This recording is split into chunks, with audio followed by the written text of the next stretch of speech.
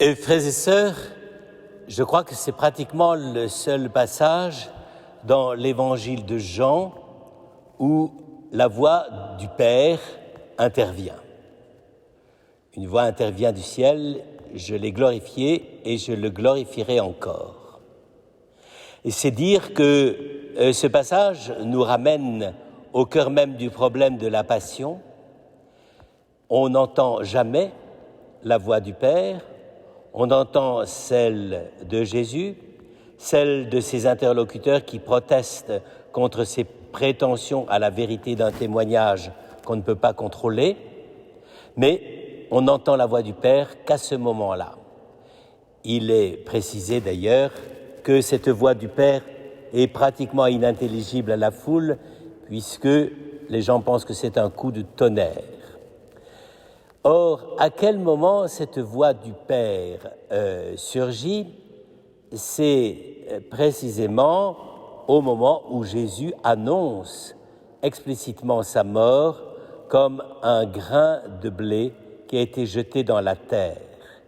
Ici, évidemment, il reprend un des vieux poncifs, si je puis dire, de la littérature aussi bien juive que païenne, c'est-à-dire quand on veut parler d'une possible renaissance, je ne dis pas résurrection, on évoque toujours le fait que le laboureur constate que le grain qu'il jette dans la terre est amené à pourrir en terre, mais qu'en fait, il redonne infiniment plus de fruits qu'auparavant. Mais ce qui est intéressant aussi, c'est non seulement la possibilité d'une résurrection ou d'un déploiement de la vie qui était caché dans le grain de blé, mais c'est le fait que ce grain de blé est désigné au passif. Le grain de blé est jeté. Il n'y a pas de sujet. Il n'y a pas de sujet, c'est-à-dire comme le grain de blé est jeté en terre, et en hébreu, et je pense que Saint Jean, de ce point de vue-là, s'en tient strictement à la tradition de l'hébreu, on appelle ça le passif divin. C'est-à-dire, il vous arrive quelque chose, mais d'une part, vous n'y êtes pour rien vous-même, et votre entourage n'y est pratiquement pas pour grand-chose.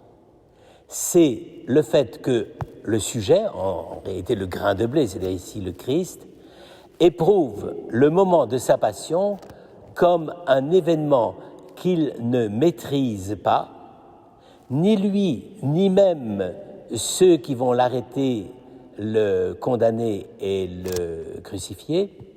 Cette œuvre est considérée comme passif divin, c'est le mystère même du dessein de Dieu. Et c'est dans cela que Jésus, à ce moment-là, estime qu'il est totalement assimilé lui-même, sans qu'il y soit d'une certaine façon pour rien, à la volonté de son Père. Et donc, vous le voyez, c'est, si je puis dire, urgent que face à une telle acceptation, il y ait effectivement une authentification de la part du Père. Je le glorifierai.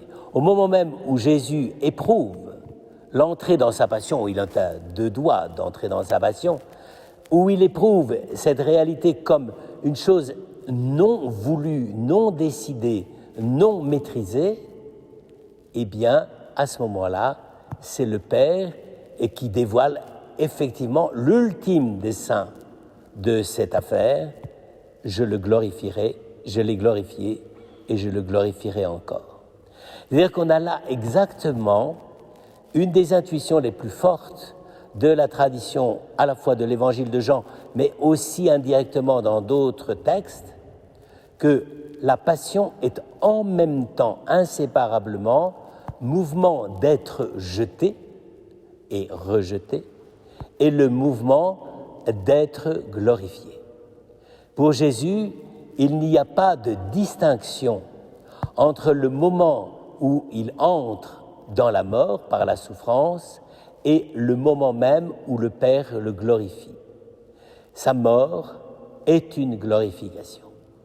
Évidemment, c'est extrêmement difficile à exprimer par un vocabulaire ordinaire, un vocabulaire normal, mais c'est quand même bien ça que Jean veut nous dire.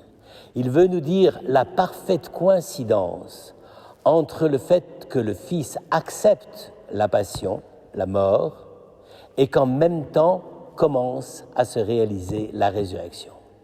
C'est pour ça que vous le voyez, frères et sœurs, même quand on dit la mort et la résurrection du Christ, je dirais que le « et » est de trop.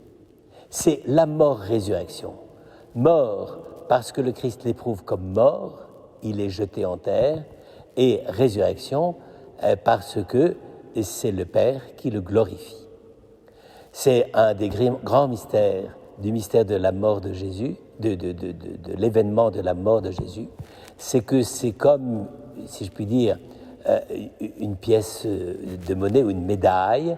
Il y a deux faces absolument inséparables, l'avers et le revers, et le revers de la résurrection vient couronner et assumer l'avers de sa mort jetée en terre.